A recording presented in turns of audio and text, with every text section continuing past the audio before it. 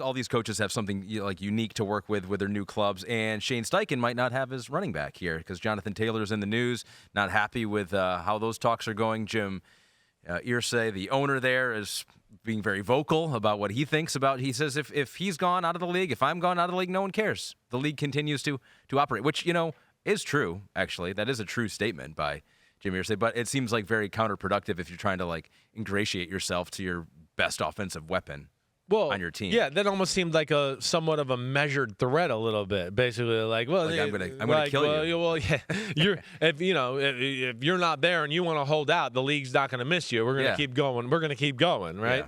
Yeah. I mean, I feel like that's what he was kind of trying to say there. Right. Let alone he ignited a firestorm with his whole, the running back market. The CBA had been already figured out. There were some agents acting in bad faith. I'm paraphrasing here as well, but that's the one that really set it off a little bit there, as far as,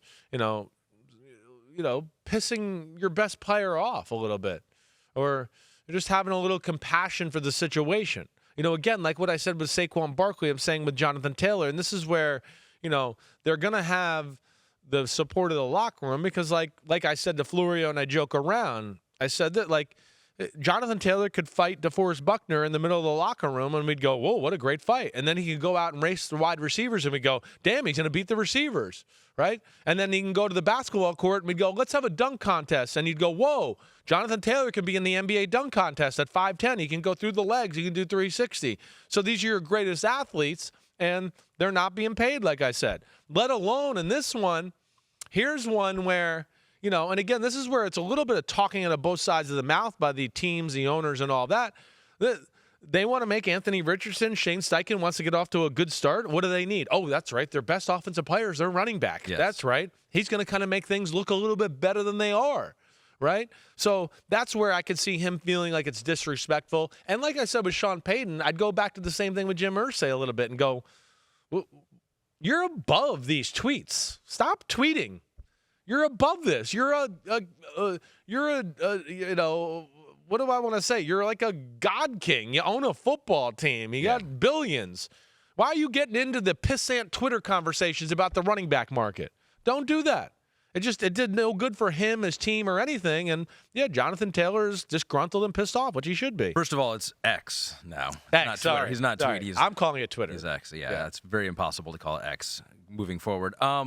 But I think I saw a report, I don't know if it's confirmed, I don't know if it's rumors or something like that Jonathan Taylor was seeking upwards of maybe $16 million a year on an extension. Well, that's where we can get into a little bit. If you want to, when he talked about the bad faith of the agents, I will say, for me on the outside looking in, and again, I don't talk to agents much, but it seems like some of the agents misgauge the running back market. There's no doubt about that, whether that's Saquon Barkley's agent or Jonathan Taylor's agent. That maybe they were fed to believe that, there was a number they could have got, right? And that time sailed and gone now, and now that's not on the table anymore. So, I think there was maybe, some, I don't want to say bad judgment, but just a little misreading of the market in that department at least. We got a poll here from Setting the Edge. Yeah. It wants to know, which is the better current NFL feud, Aaron Rodgers versus Sean Payton or Jonathan Taylor versus the Colts?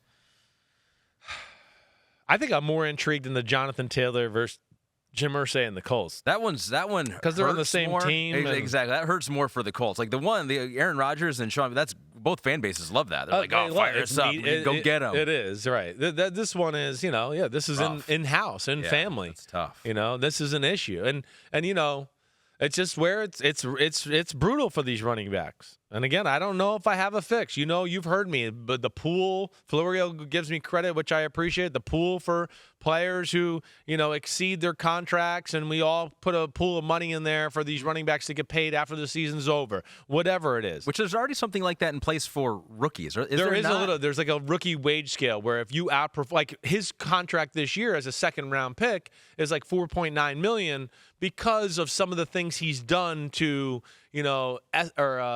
up the amount of money he makes per year. Right. But still, not to the marketplace of, our go-to guy, our number one guy that we're going to depend on to make every big play this year is making $4.9 million, right? That's where it's insane. And, to where I say they're speaking out of both sides of their mouth. And again, this is no easy fix here. I get it. But, running back teams, there's certain teams that want to say running back's not that important, but yet, like, okay, well, if he's not that important, why don't you trade him? Go ahead and trade him. Oh, that's right. He is important to you this year. Yes. This year, he's very important to you. But long-term wise, he's not. And again, that's where I don't know what they do for this whole problem. It's an issue. It really is. And I was going to say something else to add to that. Maybe this will. Go ahead. Well, here's the thing I was going to bring up. Just a little bit like, I know how awesome running backs are, and how they are important to your team, certainly. Right? We talked about, you probably heard me with Connor, there's so many other ways to make up for running back yards, though, now in the NFL, right? The speed sweeps, the reverse. Hey, put Deebo Samuel at tailback. Oh, we got a tight end screen here, a wide receiver screen here. Ooh, we got a pick play right here to throw the ball. Now our receivers are running back. He caught at the line of scrimmage, and he's going to run up, right? So there's all these, the quarterback runs, the quarterback design runs, the read option, the RPO. All that makes up for running back stats, right? So that's what hurts them. The creativity of offenses. And then what I would throw on to that, and I said this earlier today, and Pete, he got the answer right. This is what my mind was too. What's the last team that you saw in the Super Bowl that was really based around their one running back? Like, I know the 49ers went to the Super Bowl, and they were based on their running game, right? Yeah. But you probably, if I ask you right now, I go, who was their running back in that Kansas City Chiefs 49ers game? Who was the 49ers running back? Right? Exactly. Okay, points Raheem over. Mostert. Exactly. There you go. Did Pete get in your ear? No, he didn't. Okay, yeah. good. He didn't cheat. But and even them, they were still by committee degree, right? The Chiefs have been in the Super Bowl 3 times. They've had a different running back all 3 times, right? The Rams went to the Super Bowl 2 out of 4 years. It was different running back every time, right? When's the last time we saw a team that had the running back and you went, ooh, they play behind the running back, and he's their guy, and they got to the Super Bowl? Emmitt Smith. But I mean, that you got my point. Yeah. Me and Pete went to 2013 Seahawks with maybe Marshawn Lynch, right? Yep. It's the last one he can think of.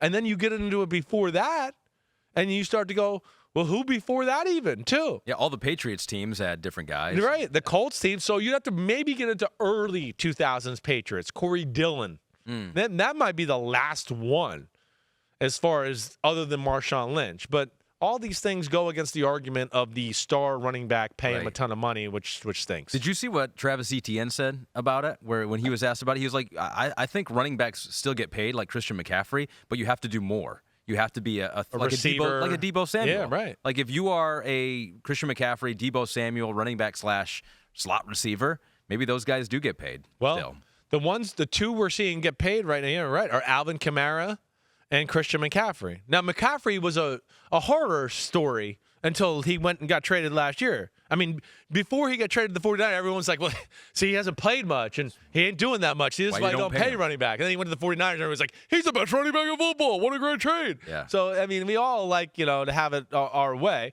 But then Alvin Kamara is the other guy, right? And there's another guy who, to your point, and to what Travis Etienne's saying, that is real. He's a receiver running back, but also, is he still worth $16 million right now? I would say they'd probably say no. If they could get out of that contract right now, they would. Right. Yeah, so that's where, it's a tough one. But at that point, it might be real. That's real. And maybe that's, I mean, I think he's onto something there.